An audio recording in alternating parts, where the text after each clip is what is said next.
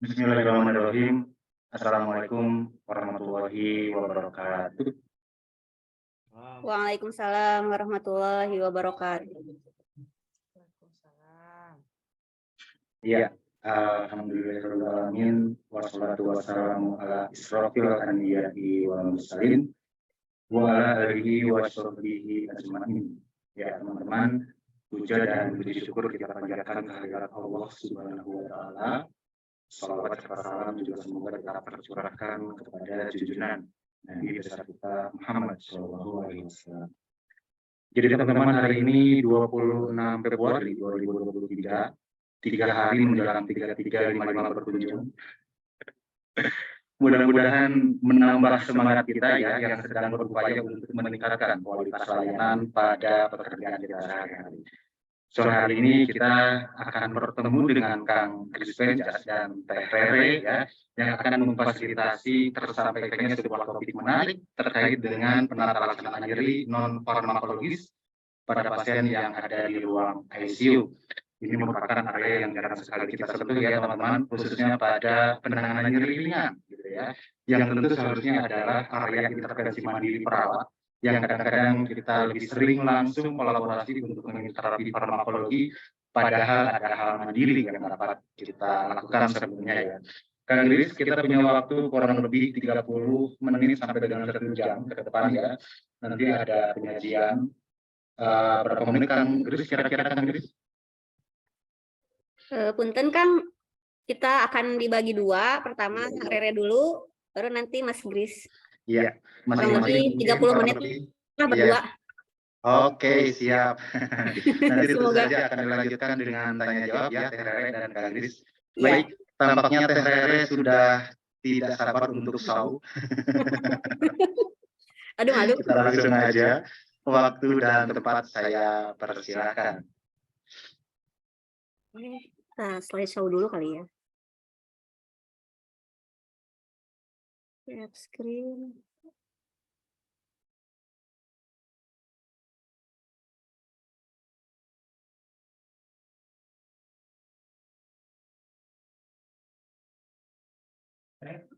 Bapak yang tersebut boleh masuk jam berapa?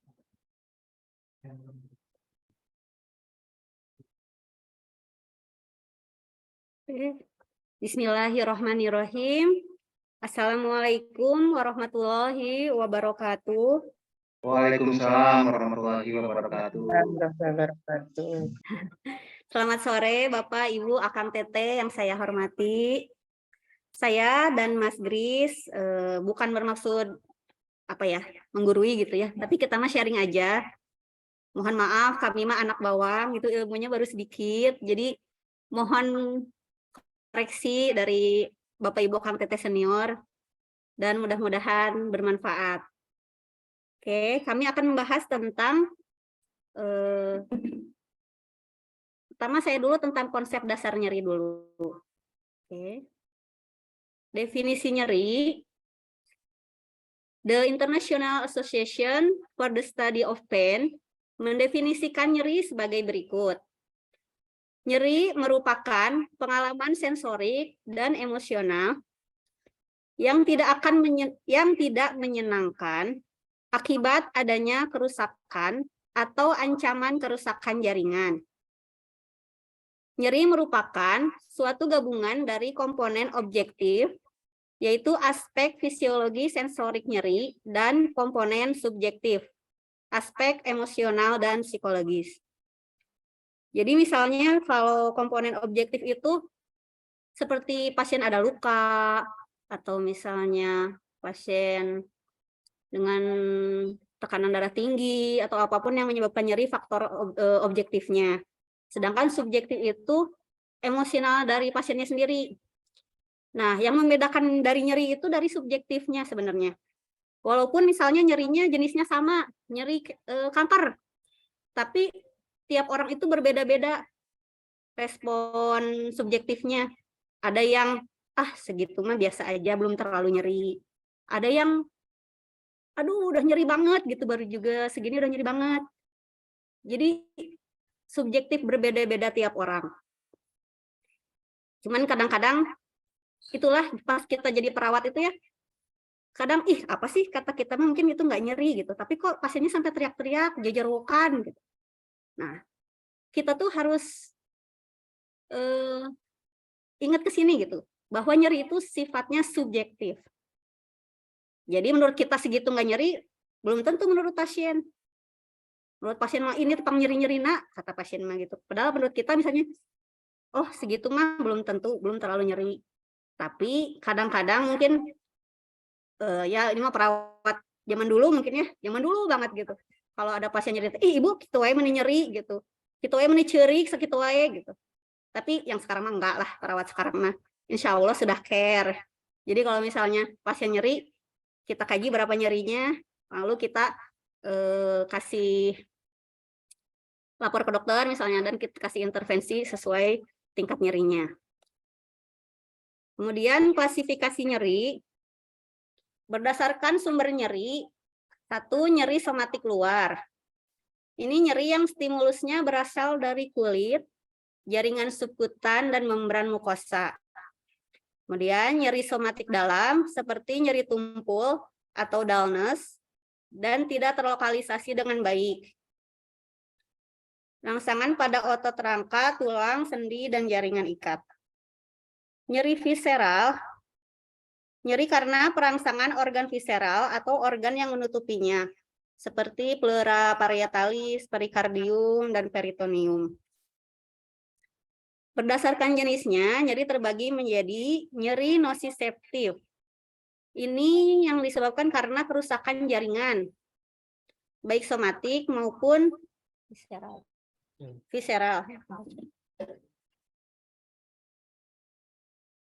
Kemudian nyeri neurogenik, nyeri yang didahului atau disebabkan oleh lesi atau disfungsi primer pada sistem saraf perifer.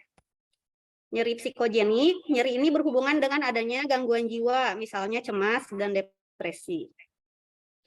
Berdasarkan timbulnya nyeri, ada nyeri akut, nyeri yang timbul mendadak dan berlangsung sementara. Nyeri ini ditandai dengan adanya aktivitas saraf otonom seperti takikardi, hipertensi, hiperhidrosis, pucat dan iriasis, dan perubahan wajah seperti menyeringai atau menangis. Kemudian nyeri kronik, nyeri berkepanjangan dapat berbulan-bulan tanpa tanda-tanda aktivitas otonom kecuali serangan akut. Nyeri tersebut dapat berupa nyeri yang tetap bertahan sesudah penyembuhan luka, baik luka dari penyakit ataupun luka operasi, atau awalnya berupa nyeri akut lalu menetap sampai melebihi 3 bulan. Itu nyeri kronik. Kemudian berdasarkan fisiologisnya, rasa nyeri terjadi sebagai hasil dari aktivasi normal sistem sensorik, di mana terjadi pelepasan zat-zat kimia oleh jaringan yang rusak dan sel-sel inflamasi. Zat-zat kimia tersebut antara lain adalah prostaglandin, histamin, serotonin, bradikinin, substansi P, dan leukotrien. Perjalanan nyeri terbagi menjadi 1. Transduksi, merupakan proses perubahan rangsang nyeri menjadi suatu aktivitas listrik yang akan diterima ujung-ujung saraf sensorik. Kemudian transmisi, proses penyaluran impuls listrik yang dihasilkan oleh proses transduksi sepanjang jalur nyeri, di mana molekul-molekul di celah sinaptik dan mentransmisi informasi dari satu neuron ke neuron berikutnya. 3. Modulasi adalah proses modifikasi terhadap rangsang. Modifikasi ini dapat terjadi pada sepanjang titik dari sejak transmisi pertama sampai ke korteks cerebri. Terakhir, persepsi adalah proses terakhir saat stimulasi tersebut sudah mencapai korteks, sehingga mencapai tingkat kesadaran. Selanjutnya diterjemahkan dan ditindaklanjuti berupa tangkapan terhadap nyeri tersebut. Biasanya respon pasiennya nih dari setelah persepsi ini. Respon stres fisiologis yang muncul jika nyeri yaitu meningkatnya denyut jantung atau heart rate, meningkatnya tekanan darah, meningkatnya frekuensi napas, dilatasi pupil, mual muntah, dan pucat. Respon tubuh terhadap nyeri berdasarkan sistem. Terhadap sistem respirasi, pengaruhnya yaitu peningkatan laju metabolisme. Pengaruh refleks segmental dan hormon seperti bradikinin dan prostaglandin menyebabkan peningkatan kebutuhan oksigen tubuh dan produksi karbon dioksida. Mengharuskan terjadinya peningkatan ventilasi per menit sehingga meningkatkan kerja pernafasan, khususnya pada pasien dengan penyakit paru. Yang tadi itu jadi RR-nya meningkat. Kemudian sistem kardiovaskuler, pembuluh darah akan mengalami vasokonstriksi. Terjadi gangguan perfusi, hipoksia jaringan akibat dari efek nyeri akut terhadap kardiovaskuler berupa peningkatan produksi ketokalamin, angiostensin, dan antidiuretik hormon, sehingga mempengaruhi hemodinamik tubuh seperti hipertensi, takikardi, dan peningkatan resistensi pembuluh darah secara sistemik. Sistem gastrointestinal, rangsangan terhadap saraf simpatis meningkatkan tahanan sphinkter dan menurunkan motilitas saluran cerna yang menyebabkan ileus. Sistem urogenital, rangsangan terhadap saraf simpatis meningkatkan tahanan sphinkter saluran kemih dan menurunkan motilitas saluran cerna yang menyebabkan retensi urin. Sistem metabolisme dan endokrin, kelenjar simpatis menjadi aktif, sehingga terjadi pelepasan ketokalamin. Sistem hematologi, nyeri menyebabkan peningkatan adesi platelet, meningkatkan fibrinolisis dan hiperkoagulopati. Sistem imunitas, nyeri merangsang produksi leukosit dengan limfopenia dan nyeri dapat mendepresi sistem retikuloendotelial yang pada akhirnya akan menyebabkan pasien beresiko menjadi mudah terinfeksi.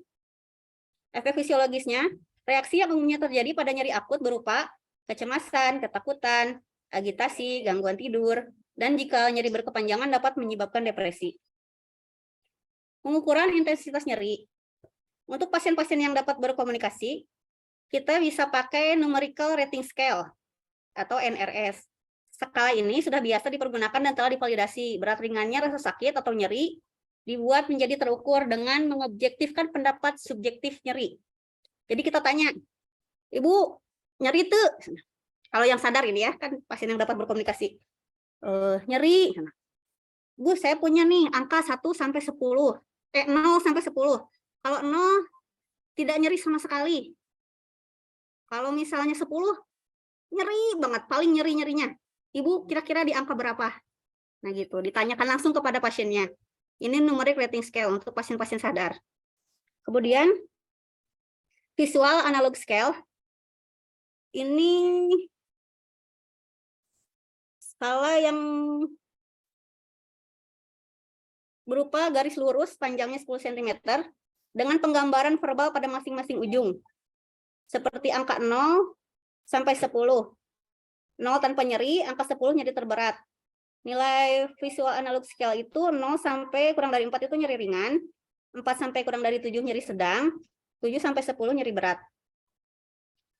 Nah, ini untuk pasien yang tidak dapat berkomunikasi. Skala Fletch, namanya bacanya Fletch. Face, Sledge, Activity, Cry, dan Consolability. Skala ini merupakan skala perilaku yang telah dicoba pada anak usia 3-7 tahun. Setiap kategori face, Sledge, Activity, Cry, and Consolability diberi nilai 0-2 dan dijumlahkan untuk mendapatkan total 0-10. Jadi face itu dari raut wajahnya. Raut wajah si anaknya bagaimana, apakah dia tenang, gitu, ceria, senyum, atau meringis. Kalau legs itu pergerakan kakinya. Activity itu aktivitas sehari-harinya, cry apakah dia menangis, consolability itu penghiburan, jadi konsolabilitas. Misalnya si anak itu dia nyeri, tapi kalau misalnya apakah dengan dihibur, dengan dipeluk, dielus-elus, disayang gitu, dia berkurang, atau malah sampai tidak berkurang sama sekali, ini consolability. Tapi kita tidak pakai di Rumah Sakit Hasan Sadikin ini ya, skala Fleiss ini. Kemudian D, skala wajah Wong-Baker Face Scale. Nah, ini skala nyeri 6 wajah dengan ekspresi yang berbeda. Menampilkan wajah bahagia hingga wajah sedih digunakan untuk mengekspresikan rasa nyeri. Skala ini biasanya juga digunakan untuk anak-anak. Kita di Hasan Sadikin pakai ini. Nah, ini gambarnya. Yang atas bisa untuk numeric face scale, numerical NRS ya. Numeric rating scale yang angka-angka yang atas. Yang bawahnya untuk Wong-Baker face scale. Kemudian maka dia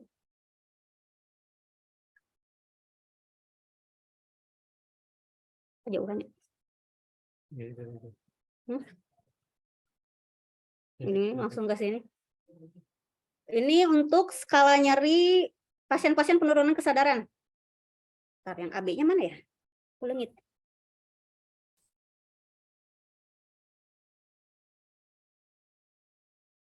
Ada hapus gitu. Yang untuk pasien penurunan kesadaran kita ada Behavioral Pain Scale atau BPS dan CCPOT. BPS ini skala yang terdiri dari 3 indikator, yaitu ekspresi wajah, pergerakan ekstremitas atas, dan toleransi terhadap ventilasi mekanik. Setiap subskala diskoring dari 1 yang tidak ada respon, hingga 4 respon penuh. Karena itu skor berkisar dari 3 tidak nyeri hingga 12. Karena ada 3 ini ya, 3 skala. Wajah, ekspresi wajah, pergerakan ekstremitas atas, dan toleransi terhadap ventilasi mekanik. Kalau misalnya satu skala nilainya 1, 1, 1, 1, jadi 3 itu tidak ada respon nyeri. Sampai ke 12 nyeri maksimal. Bisa sunanya keluar. Kemudian Critical Care Pain Observation Tool atau CCPOT. Ini yang digunakan di kita di ruangan, yaitu sebuah skala sikap yang disarankan oleh para ahli untuk menilai nyeri pada pasien-pasien kritis yang tidak dapat berkomunikasi secara verbal. Ini tabel pengkajian CCPOT. Di kita juga udah ada indikatornya, ada 4. 1 ekspresi wajah, kemudian gerakan tubuh, kemudian kepatuhan terhadap pemasangan ventilator kalau yang terintubasi, atau vokalisasi untuk pasien yang tidak terpasang intubasi, kemudian 4-nya ketegangan otot. Ini bisa dilihat sih, kita juga sudah punya ya formulirnya, formulir CCPOT ini. Dan kalau kita pengkajian awal keperawatan juga, kita melakukan pengkajian berdasarkan ini. Oke, sekian dari saya. Selanjutnya akan dilanjutkan oleh Mas Kris. Terima kasih. Assalamualaikum warahmatullahi wabarakatuh. Waalaikumsalam warahmatullahi wabarakatuh. Baik, selanjutnya akan saya lanjutkan dengan materi nyeri non farmakologis. Mohon izin untuk share screen.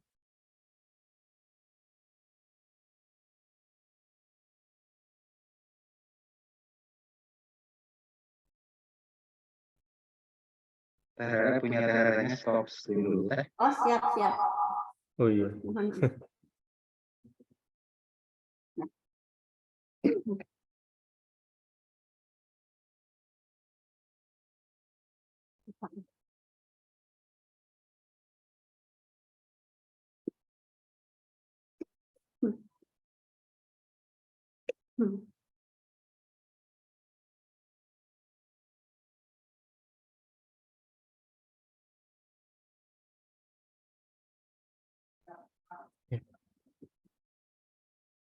Baik, selanjutnya akan saya sampaikan ya, hanya berbagi. Jadi penata laksanaan nyeri non farmakologis yang ada di ruang ICU. Jadi sebenarnya banyak penelitian-penelitian yang sudah dilaksanakan dan banyak jurnal yang meneliti bahwasanya selain menggunakan obat farmakologis, bisa juga untuk obat-obatan atau yang non farmakologis seperti komplementer dan terapi modalitas.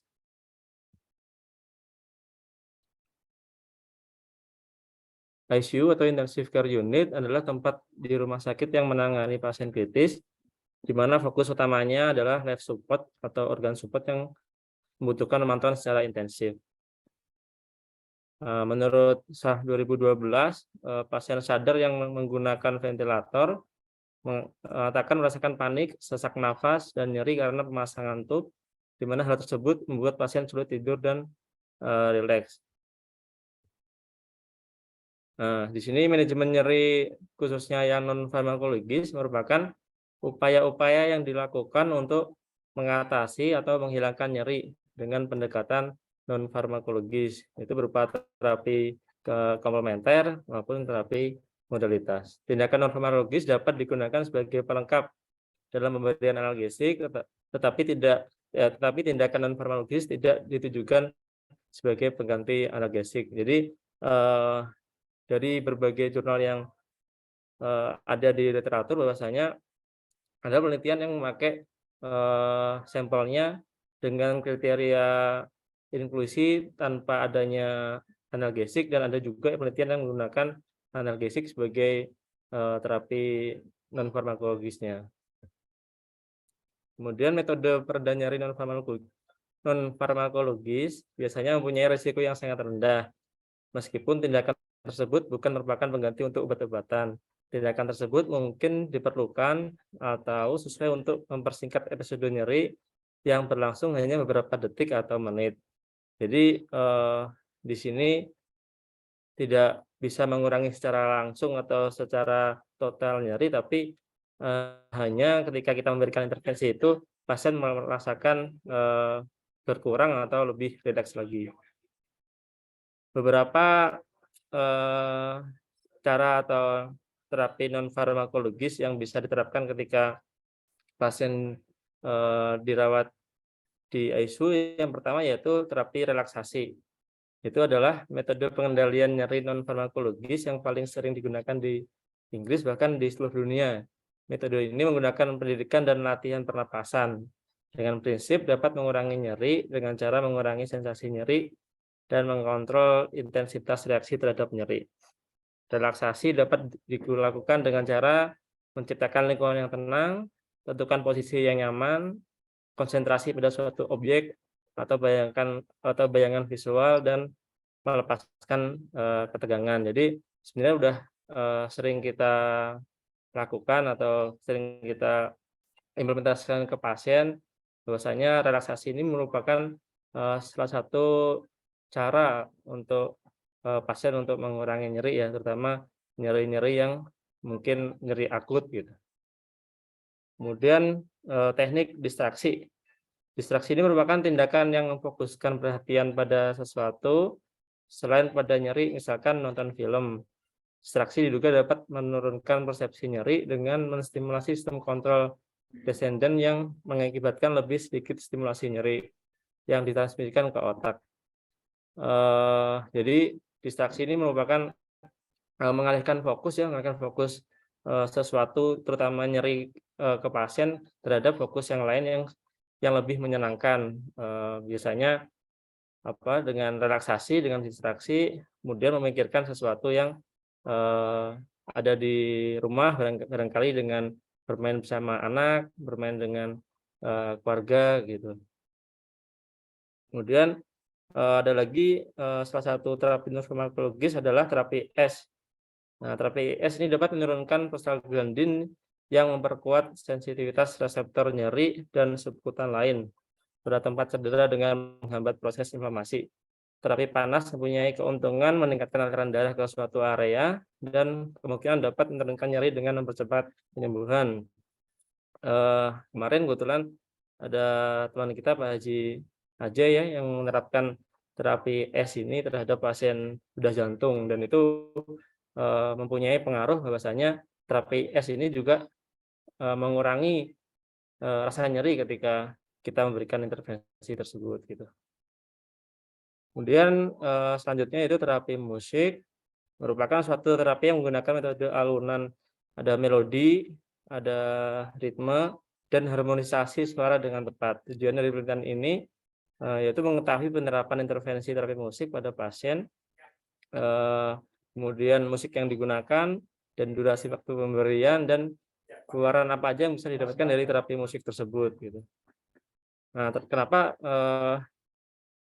bisa kita terapkan ketika pertama di GICU, karena terapi musik adalah penggunaan musik di lingkungan klinik yang diberikan oleh terapis, di mana suara unsur musik dari suara, ritme, melodi, dan harmoni digunakan untuk kepentingan terapi sebagai proses mempertahankan kesehatan mental, fisik, dan kognitif dari klan atau kelompok. Jadi dari berbagai terapi yang ada atau teknik non farmakologi yang ada, mungkin bisa kita terapkan untuk terapi musik ini barangkali di ruangan kita di GICU. Menurut Johan 2011 berpendapat bahwa frekuensi untuk mengurangi nyeri itu 40-52 Hz. Terapi musik bisa diawali dengan frekuensi 40 Hz, di mana frekuensi tersebut sama dengan frekuensi di talamus, sehingga musik dapat memberikan efek kognitif yang positif pada pendengar atau terutama pada pasien. Frekuensi musik 40-60 ini telah terbukti dapat menurunkan ketegangan otot, nyeri, dan memberikan efek tenang. Kemudian berbagai musik yang sudah yang sudah dilakukan penelitian, salah satunya adalah musik alfa dengan suara air mengalir, ya, di mana jenis musik tersebut merupakan salah satu musik terapi. Dilakukan oleh Wijayanti 2016 yang mengatakan bahwa terapi musik alami dapat menurunkan kecemasan pada pasien kritis. Ini mungkin salah satu jurnal penelitian yang berjudul pengaruh terapi musik alfa terhadap intensitas nyeri pasien dengan ventilator di intensive care unit oleh Destia. Kemudian jenis penelitiannya menggunakan dia kuantitatif dengan desain penelitian kuasi eksperimental. Jadi ada kelompok kontrol, yang ada kelompok yang intervensi sama enggak, ya. Jadi nanti berdasarkan pretest dan post-test. Dan pretest post-test ini menggunakan kuesioner CPOT. Kemudian kriteria inklusi yang ada di penelitian ini yaitu pasien yang terpasang ventilator dan tidak mendapatkan terapi analgesik. Nah, jadi pasien yang mungkin kompos mentis dan skala nyerinya juga udah berkurang. Nah, jadi terapi alfa itu dari peneliti disimpulkan bahwasanya terapi musik dapat menurunkan nyeri pada pasien dengan ventilator, terutama pasien-pasien yang dengan gejala yang sudah membaik. Kemudian salah satu terapi musik juga yang digunakan ini bisa terapi musik klasik, terapi musik gamelan, berdasarkan literatur review yang sudah saya temukan gitu. Selain terapi musik, ada terapi merotal, ya. Jadi bahkan lebih banyak penelitian intervensi mendengarkan Al-Quran atau merotal dapat digunakan oleh perawat ICU untuk mengurangi respon stres fisiologis, terutama pada pasien muslim dengan ventilasi mekanis, dan meningkatkan penyembuhan dan pemulihan pasien. Beberapa penelitian juga telah dilakukan untuk mengidentifikasi pengaruh Al-Quran pada nyeri. Ini penelitiannya Said 2020 dan bisa mengurangi tingkat kecemasan dan kesehatan mental pada pasien. Nah, untuk metode penelitian dari literatur review tentang terapi non farmakologis ini, terapi musik atau terapi merotal dilakukan setiap hari selama 2 kali, bisa pagi dan sore, dilakukan selama 30 menit, dan penelitian kebanyakan rata-rata sekitar 2 minggu melakukan penelitian, 2 minggu sampai 4 minggu atau 1 bulan. Hasil yang didapatkan yaitu terdapat perbedaan dari hasil fisiologis, detak jantung, respirasi rate, dan tingkat saturasi oksigen, dan juga terdapat psikologis, yaitu mengurangi tingkat kecemasan pada pasien yang berada di ruang ICU. Nah, jadi mungkin materi non farmakologis ini hanya sharing aja, ya, bahkan bisa kita terapkan, dan harapannya kita mampu melakukan penelitian itu, ya, melakukan literatur review terhadap materi-materi atau intervensi yang bisa diterapkan di ruang GIJO. Mungkin itu saja yang bisa saya sampaikan. Saya kembalikan ke moderator.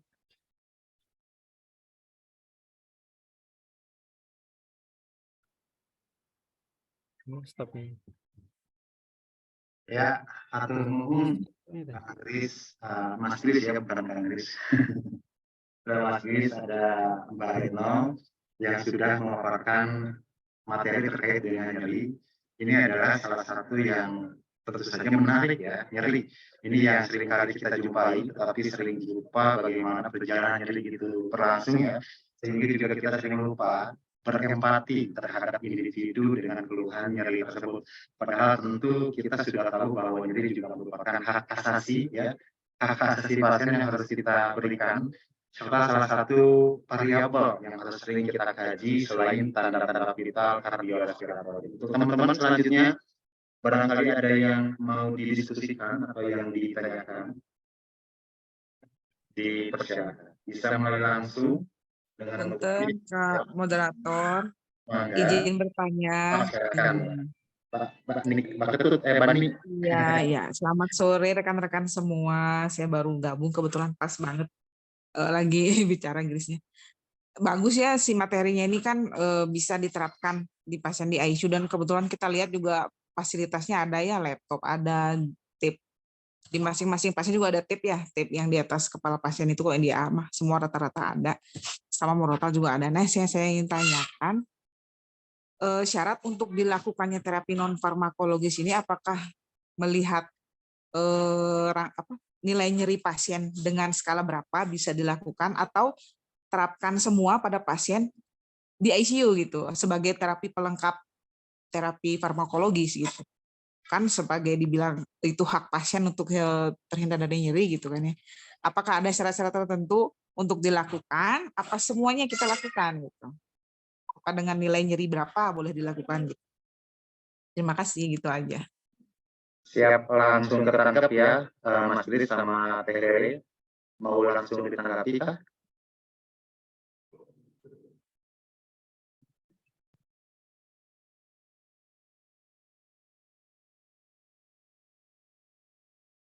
Jadi di kolom komentar juga sudah ada yang bertanya, tapi mungkin yang pertama dulu ya. Baik, terima kasih Mbak Ni atau Rani.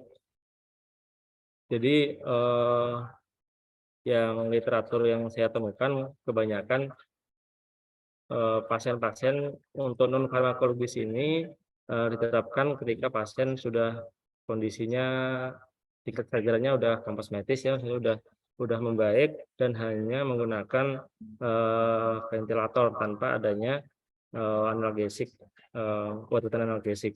Jadi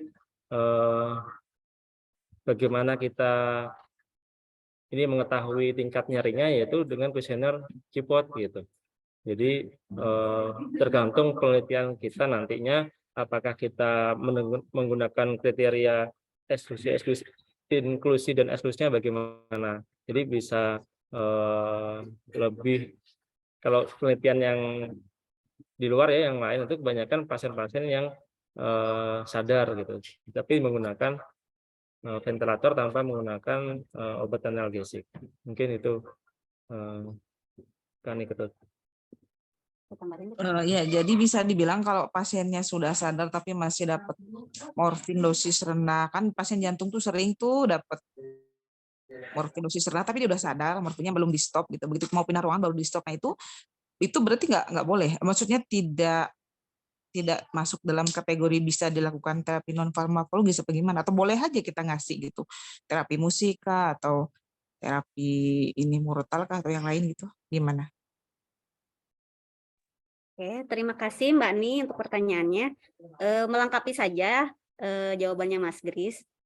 Sebenarnya kalau terapi musik, terapi murotal itu kan tidak menyebabkan tidak menyebabkan luka atau nyeri atau apapun kepada pasien.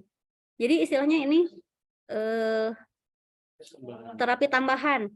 Maksud Mas Gris itu tadi, selama ini yang ada di penelitian itu diberikan kepada pasien-pasien yang sudah sadar tanpa analgetik agar bisa menilai gitu Mbak.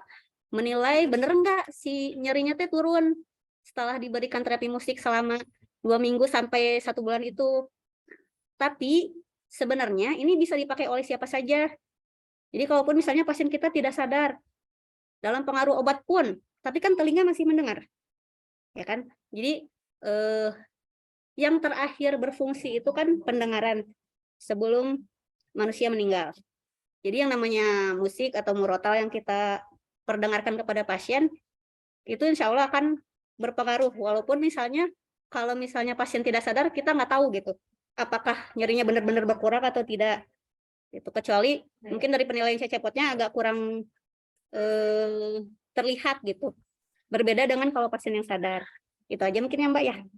Terima kasih. Oh ya, jadi bisa aja ya diterapkan ya Mbak ya, tanpa harus kaku terpaku sama harus ngikut penelitian gitu ya Mbak ya. Iya, bisa Oke, semuanya. makasih. Siap, Bisa terima semuanya. kasih jawabannya. Ya, sama-sama. Mbak. Cuman mungkin kalau di kita tadinya mungkin awalnya setiap kamar ada radio tip ya, tapi kayaknya banyak yang rusak gitu. Dan kadang laptop juga kita lowbat, jadi ya harus rajin-rajin ngecas biar kita bisa memberikan terapi murotal atau musik kepada pasien. Ya, terima kasih Teh Rere dan Mas Kris ya. Kak ini juga terima kasih pertanyaannya. Selanjutnya masih ada lagi satu pertanyaan di kolom chat. Punten, mangga. Dari Teh Fitri ya, izin bertanya, untuk terapi panas dan es, terapi panas dingin berarti ya, ini efektifnya dilakukan pada kondisi yang seperti apa? Ya, jadi tadi mungkin sempat disinggung terkait dengan terapi panas dan es. Nah ini selanjutnya efektifnya itu bisa diberikan pada pasien yang seperti apa. Maka Mas Kris atau Teh Rere barangkali di jurnalnya juga dijelaskan mungkin ya.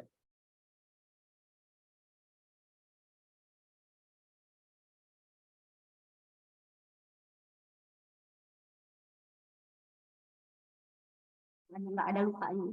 Baik, mencoba untuk menjawab, barangkali nanti ditambahin sama Teh Rere. Yang dimaksud untuk terapi es maupun terapi panas ini merupakan suatu kompres ya, jadi bisa kompres es maupun kompres panas. Yang efektif dalam kondisi apa tergantung nyerinya kayak gimana gitu ya. Misalkan nyeri trauma biasanya lebih efektif kalau terapi es gitu. Tapi misalkan nyerinya kayaknya teh yang panas teh Yang demam. ya nyeri karena mungkin dia inflamasi atau demam gitu ya. Nah, mungkin efektifnya terhadap terapi hangat atau terapi panas. Nanti takutnya kalau panas malah ini ya apa? Leleh. Mungkin itu Teh Fitri yang saya pahami ketika terapi kompres es maupun kompres panas. Terapi.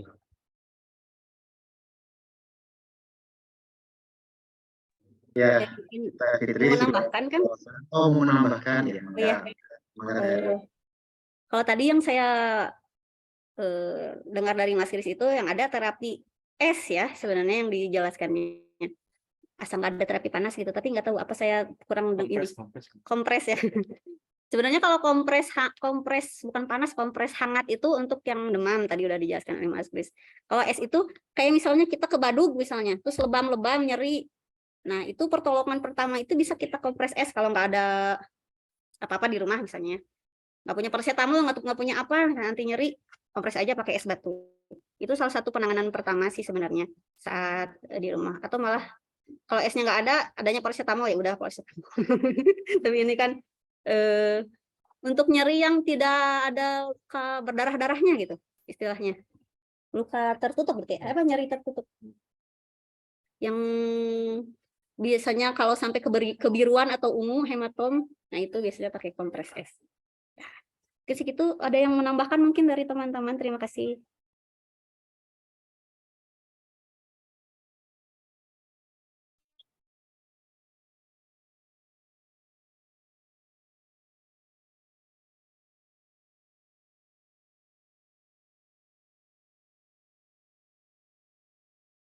Teh Fitri sudah puas. Puas. Untuk teman-teman yang lainnya yang masih ingin membicarakan terkait dengan terapi non farmakologi nyeri, boleh di kolom chat atau boleh langsung buka mic. Masih ditunggu kurang lebih 1 menit lagi.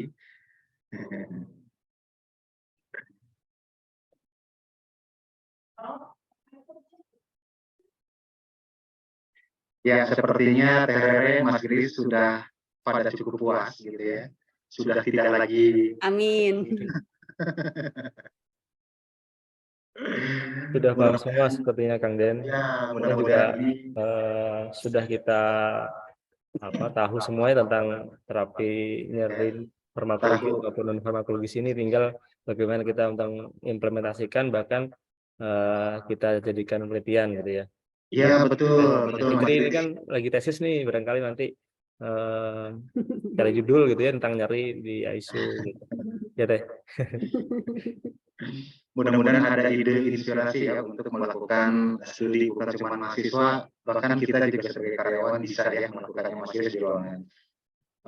Kemudian dari ide tadi juga mudah-mudahan kita mampu mengaplikasikannya di lapangan. Karena kadang-kadang terapi musik ini ada di ruangan yang nggak ada pasiennya ya.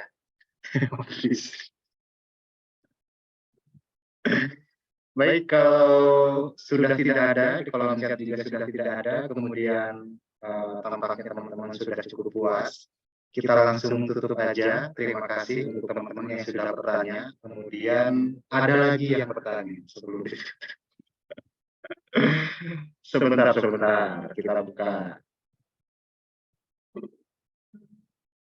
Dari Mas Ajay, Punten hanya menambahkan jawaban kalau terapi ESMA biasanya digunakan untuk luka trauma, katanya begitu ya.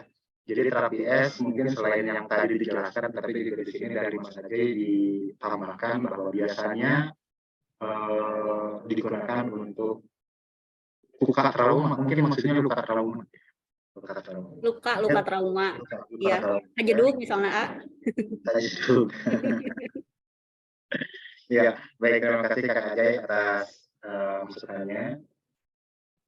Iya, semuanya. Ini ada lagi, dari Ibu Nulis ya, hatur nuhun ilmunya Teh Rere dan Mas Gris. Ya, baik Mas Gris, Teh Rere, terima kasih paparannya. Kemudian juga untuk teman-teman yang sudah berpartisipasi, terima kasih atas atensinya. Walaupun hanya melalui Zoom, mudah-mudahan tidak mengurangi manfaat yang ingin kita capai. Akhirul kata, billahi taufiq wal hidayah. Wassalamualaikum warahmatullahi wabarakatuh. Waalaikumsalam warahmatullahi wabarakatuh. Terima kasih semuanya. warahmatullahi wabarakatuh.